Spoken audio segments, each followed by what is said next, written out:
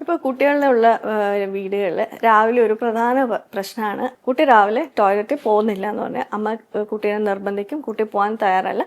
അത് നമ്മുടെ പ്രത്യേകിച്ച് ഇപ്പോൾ മോർ ആൻഡ് മോർ അത് വളരെയധികം കൂടിക്കൊണ്ടിരിക്കുകയാണ്. ഒന്ന്, കുട്ടി അത് താല്പര്യമുള്ളൊരു കാര്യമല്ല കുട്ടികൾക്ക്. പ്ലസ് ദേ ആർ ഓൾറെഡി അവർക്ക് കുട്ടികളുടെ കോൺസ്റ്റിപ്പേഷൻ ഒരു വളരെ ഗൗരവം കൊടുക്കേണ്ട ഒരു കാര്യമായിട്ട് ഇപ്പം വന്നുകൊണ്ടിരിക്കുകയാണ്. പ്രധാനമായിട്ടും അത് നമ്മുടെ ജീവിതചര്യയിലെ മാറ്റങ്ങൾ, നമ്മൾ കഴിക്കുന്ന ഭക്ഷണത്തിലുള്ള ഫൈബർ കണ്ടൻറ്റ് കുറവാണ്, കുട്ടികളുടെ ആക്ടിവിറ്റി, ഫിസിക്കൽ ആക്ടിവിറ്റി കുറവാണ്, കുട്ടികൾ കുടിക്കുന്ന വെള്ളത്തിൻ്റെ അളവ് കുറവാണ്.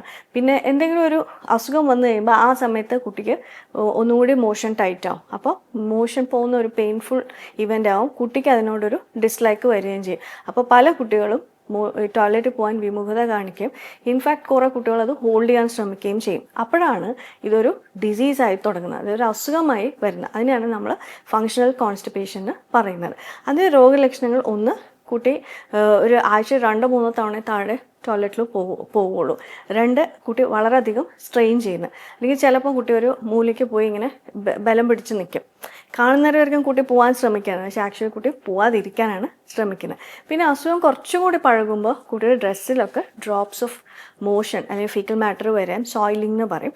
ചില കുട്ടികൾക്ക് ചിലപ്പോൾ മോഷൻ പോകുമ്പോൾ രക്തം കൂടി കാണാറുണ്ട്. ഇത് വളരെ ഈസി ആയിട്ട് നമുക്ക് ഡയഗ്നോസ് ചെയ്യാനും ചികിത്സിക്കാനും പറ്റുന്ന ഒരു അസുഖമാണ്.